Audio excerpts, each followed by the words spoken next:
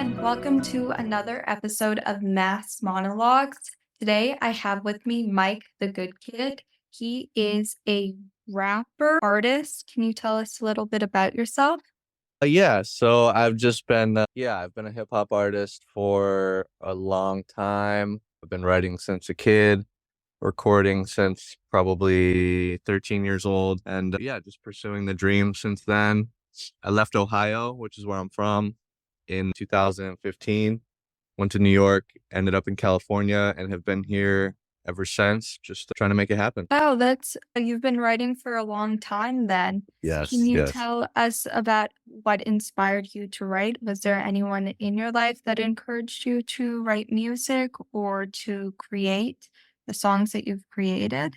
Yeah, definitely. When I was like 9, my 2 best friends, for whatever reason, were very big into hip hop and were already writing raps. And to be honest, one of them was very good at a young age. He had this natural talent with drawing and writing, just very well structured, was already using multi-syllabic rhymes and like just already had it figured out somehow at 9 years old. And the other one was his parents were very well educated, so he had a very big vocabulary, and they were just Mhm. like he was listening to a lot of Wu-Tang and just like they were very advanced for their age, and I was terrible. I had no idea what I was doing, and I was just trying to keep up with them. So that really inspired me to start writing, and we would like print out the lyrics of like rappers we were listening to at the time and kind of study them or write out Mhm. people's songs just to feel how it felt to write what they were writing.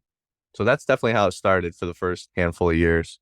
How would you go about creating a rap song? Because I've done songwriting for songs that I've sung before, but I've never thought about approaching it from a rap perspective. How do you think about the meter, the amount of syllables you have? How do you go about approaching all of that?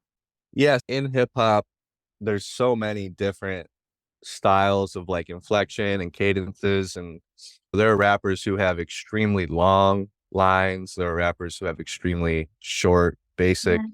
lines. It's like you spend a lot of years trying out different styles and seeing like what you feel comfortable with. For me, I've always been more of a short meter kind of guy. I know when I started learning about iambic pentameter and things of that nature that it Mhm. already came naturally just because of I'd already been writing raps for so Yes. long that I didn't know what I was doing, but once I learned the technical aspect of it, I started Mhm. to realize we had already been doing it. And for me it was just like, it's a lot of trial and error. It's a lot of Yes. yeah, it's Yeah, you've there's got that right. a lot of kind of copying like your influences in the beginning, seeing the way they write things out, also just seeing other people's styles and what they Mhm. do. I was online a lot too, like seeing how other people writing. And but yeah, eventually once you start recording, that starts to make a big difference because then Mhm. you see what works and you see what doesn't immediately. And freestyling too. Freestyling changes it a lot because you're just going with your gut and you're not really Mhm. thinking about it. And that will change your style and your approach a lot as well. Is freestyle nerve-wracking? How do you I guess you just have Uh, to become accustomed to knowing all these rhymes, knowing how it fits in to be able to freestyle. yeah. So I would say it's nerve-wracking if you're in front of people for sure, especially in the beginning.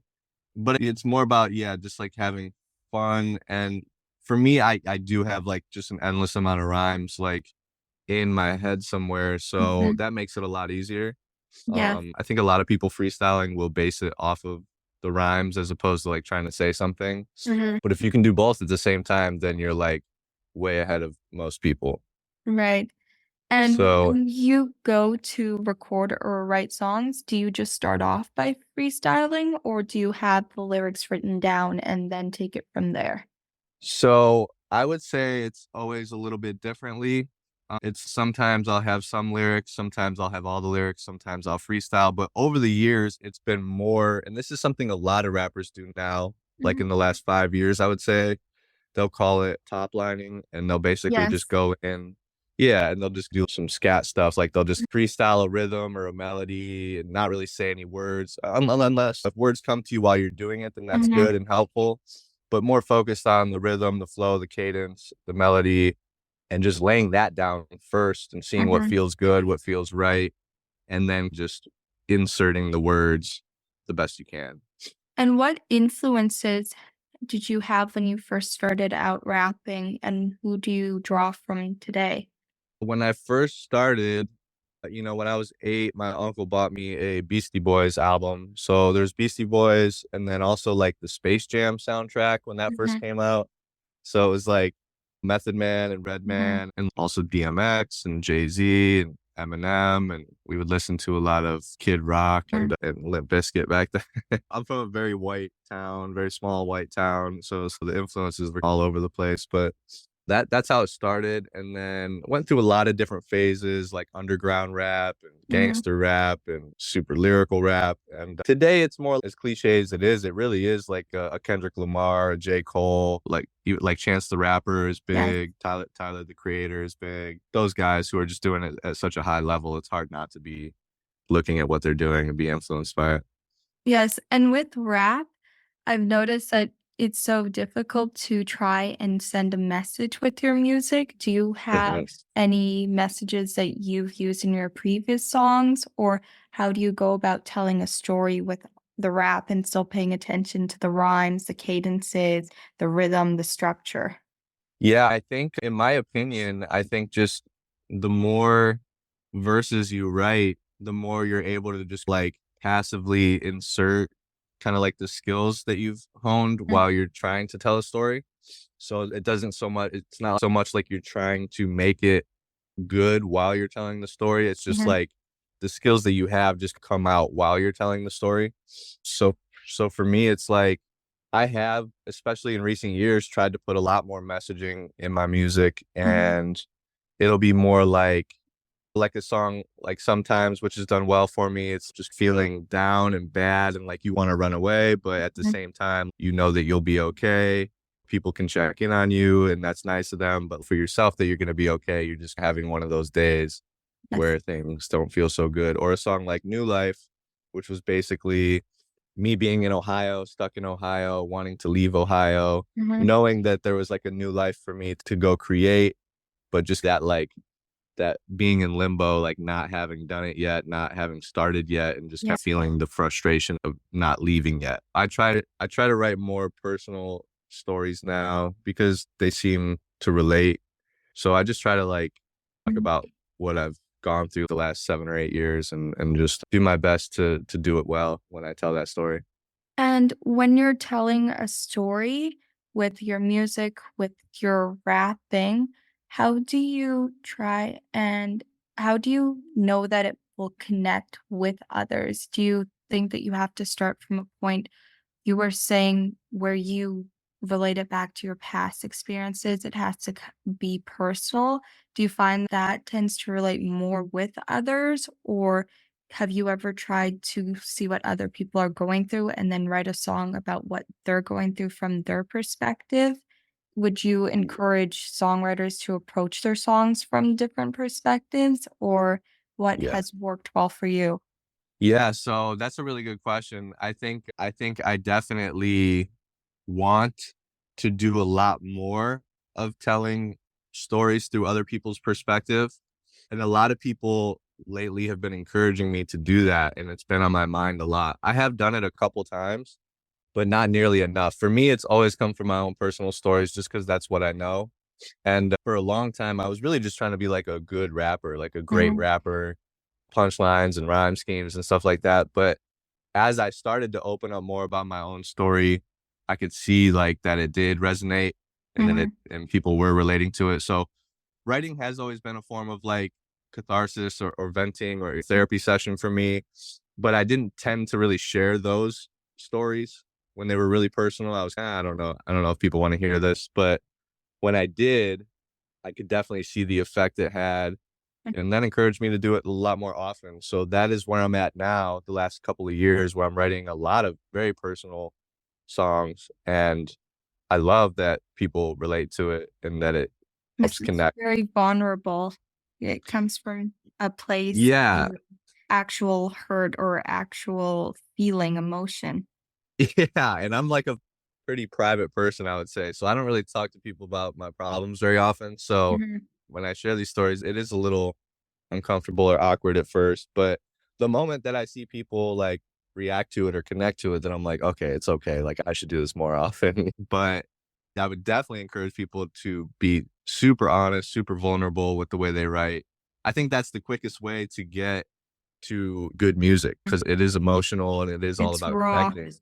Yeah, it's raw, and so the more honest you are, the quicker you're gonna get to that place, and also the more original your song's gonna be because nobody has experiences like you. So, definitely encouraging people to do that, but also, yeah, writing from other people's perspective is, like, a great challenge for a writer. Mhm, If you can write a good song from someone else's perspective, then you really took the time to put yourself in their shoes, mhm. and that's not an easy thing. A lot of people can't do that at all, especially in, like, real life. That's Notice that you do a lot of live performances, is that correct? lately, yeah, the last 9 months, yeah. And are you ever nervous when doing live performances, or do you love the energy? How is that for you? So, 9 months ago, I was, like, terrified. So, I had, like, a band, like a jazz hip hop band, like, 5 years ago, and we did a lot of shows, but it's so much easier when you have a group of people with you, Mhm, and the spotlight is not just on you. mhm. Even though I was, like, the vocalist, it was still just, like, I could point to this guy, have him Yes. do a solo. I could take the eyes off him Uh-huh. when I wanted to. So, for this, it's I would say the first 4 or 5 times, yeah, I would be, like, sick to my stomach the whole way Mhm, leading up to it, and just, like, in the bathroom, just, like, mhm. very 8 Mile Eminem style, just putting water on my face and, like, trying Yes. not to pass out and just, like, trying to stay focused. Anytime anybody tries to talk to me Mhm, before a show, it's like I can't hear anything they're saying. I can't mhm. process it. I'm just thinking about like Mhm. the nerves that are Yeah. going on. But after 5, 10, 15 times, it gets easier for sure. It's still always Mhm, a little bit nerve wracking, but you just learn how to deal with the nerves a mhm. little bit better. Yes. It's funny when you're a vocalist and not an instrumentalist, because when you're an instrumentalist, you can point to other people in your band and say, "Oh, you know what? It was Jim in the back there. Yeah. It was somebody else." But when you're the main vocalist, it's, "Nope, it was me." Yeah, exactly. You are the fall guy. There's no getting around that. And that is nerve wracking. But I think once you start to have some good experiences on stage, it's a lot easier to remind yourself that it goes well sometimes Mhm, and that there's not so much of a reason to be freaking out about because when mhm. you're freaking out, it's always you're thinking worst case scenario. Yeah. You're like, I'm gonna forget all my words, I'm gonna be sweating, Mhm, I'm gonna throw up in the middle of my it's just but once you get a couple good ones under your belt, you're like, okay. Yeah, and especially when you think you had a bad performance and you look back and it wasn't that bad, mhm, you're like, "Okay, the way I feel doesn't actually correlate with what other people are seeing." mhm. And that's big too. It's, "Okay, I look okay up there even when I'm Mhm. terrified, so Yeah. I can just pretend like I'm not terrified, and it'll Mhm. be okay." Yes, it's always funny when you're the artist or the vocalist and you always think you've done a lot worse than you actually have. Yes, yeah. And it happens with live performances or even recording in the music studio. And you think, no, I have to go back and redo that vocalist sound, Mhm. right? And everyone else thinks it's fine. It's great. Yeah. No, I have to redo it. Do you go back when you're doing vocal takes and just go back and redo it, or how many vocal takes does it usually take for you to do to get a song? Because I know with singers, it takes 80, can take up to 80 to 100 takes. Rappers, I don't know what your normal is. That's a good question. I think again, it's like it varies from song to song, and it also varies depending on my mood that day. Because like you're saying, yeah, like, what you think in your head is not always right as Mm, far as how it actually came out. So in my head, I'm thinking like I have to do it this certain way. I have to mhm, put this amount of like emphasis or effort into it for it to turn out good. But then sometimes I'll do a take that's super lazy or casual mhm, or not trying at all, mhm. and that'll end up being the main take. No, it's funny how when you're just being lazy or you're at ease, you're relaxed, somehow you get the best takes. And it's been trying for 30 takes to do this Yeah. perfectly. And this was just a fluke. Yeah, and I think it's because we come up learning how to do things a certain way for it to be good, right? Like, Mhm, I was taught how to deliver, how much emphasis in order for it to come out good, but good is, like, very different from connecting emotionally, right? So if mhm, you're being lazy or you're at ease, then that gives off a certain tone, a certain energy, and if that connects better, especially for that specific song, then it just works better. And it's super important to try different approaches for every song just to give it its own unique delivery. I didn't really start doing that until a couple years ago. For me, it's there are certain songs where, yeah, I'll do the same take 20, 30 times. I don't ever get up into 60, 70, 80. There's probably times where I should have, you know? Mhm, I mean, you can always, it's up to you. It's whenever you feel good with the song. And that's really the thing. You don't want to get too caught up in overanalyzing or like putting a mhm, magnifying glass over each take. And because that's how I used to be. I used to make sure everything was exactly perfect. I couldn't say mhm, anything any better. mhm. And that'll get you a good result. But I think to get like a great result, like you said, you have to go back and just try different Yes. things and be more relaxed sometimes. And Uh-huh. it's music, so it's subjective. So it's really you Right. can try anything you want. And also it hinders a bit of your productivity because if you're Yes. spending a week, 2 weeks more than you should on a song, you could be using that to write another song that might be better. How do Yes. you would you say that's a good method, like writing more songs as opposed Yes. to trying to perfect the one song that you've done? Yes, I would, and I would say I'm very guilty of not following that advice over the years until super recently, and that's because I saw people around me just getting away with a lot less effort and still making good music. It's like I would, because for me, writing, it's I'll always write as much as I can. I don't have as much of a problem with that, but when it comes to recording, yeah, I spend way too much time Mhm, recording, way too much time mixing, when if I could just get it to 75, 80% and be good with it, mhm. instead of spending an extra 2 weeks on that last 20, then yeah, you get a lot more songs in and you progress a lot faster and you also learn a lot more. But if you sit there perfecting something, then you're not going to learn anything from it Mhm. as opposed to just trying something and taking that risk and seeing what people say for better or worse. Then you actually learn from it. Yes, I completely understand. Can you tell me more about your artist profile or how you would define yourself as an artist? Yeah, so like I had mentioned, for a long time I was really just trying to be a good rapper, and Mhm, like I just wanted people to think I just wanted like respect from other good rappers. And then around 2020, I was working in politics a lot for the previous handful of years. mm, I worked for the Bernie Sanders campaign. I was like running his door knocking operation in mhm, Nevada, and I was like spending 100 hours a week doing politics. mhm, And when that all ended, I was like, "Wow, I don't wanna spend this much time on something." I loved the Bernie Sanders campaign, but mhm, politics in general, I did not love, and it was like I was like, "Okay, let me just reset here," and mhm. I was living in Joshua Tree out in the desert, and I was, like, looking around at what the people around me were doing, and I was like, "Okay, it's time for me to do something different," and I wanted to write better songs. I wanted to make songs that were more relatable and easier to listen to Uh-huh. with more replay value. And I was just trying new things. I was trying a lot of new things and I was just freestyling a lot more. And through a freestyle is how I started coming up with Mike the Good Kid. And the name is basically first, it's a play on a lot of my favorite rappers like Tyler Mhm, the Creator, Chance the Rapper, Chip the Ripper, Silk the Shocker. There's a lot of rappers that have names like that. But Coda the Friend was a big one that pushed me to come up with Mike the Good Kid. But the concept is basically like when I was in Ohio, there was a lot of things going wrong in my 20s.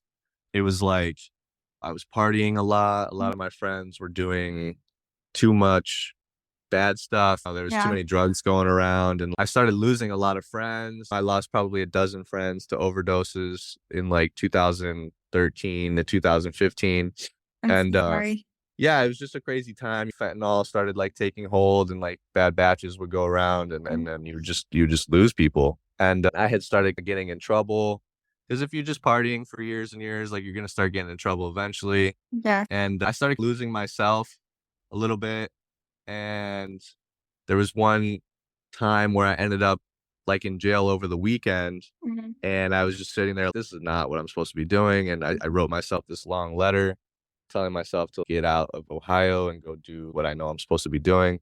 And when I left, I really started doing a lot of stuff I didn't expect, getting into politics and mhm, volunteering. And I was in Houston after Hurricane Harvey. I was in Standing Rock. I was like in all these places, just like mhm, trying to help people out and do good things. And when I started meeting all these people and this phrase would it kept coming up, people would just be like, "You're a good kid. You're a good kid. You're a good Mhm. kid." And I didn't feel that way in Ohio. Yes. So the name, when it started coming out in these freestyles, and also Good Kid, Mad City by Kendrick Lamar was a huge album for me. But when I started freestyling this name, I was like, okay, this is good because it's like a good, the artist for me, the Like artist profile, a the new artist beginning concept. almost? It's like a new beginning. It's also like a reminder of like my younger, more childlike self, right? Like Mhm, at my core, like I was a good kid, and then you can get taken off your path very easily. You can mhm, get distracted, put in the wrong environment, surrounded by the wrong people, and go really far away from who you actually are.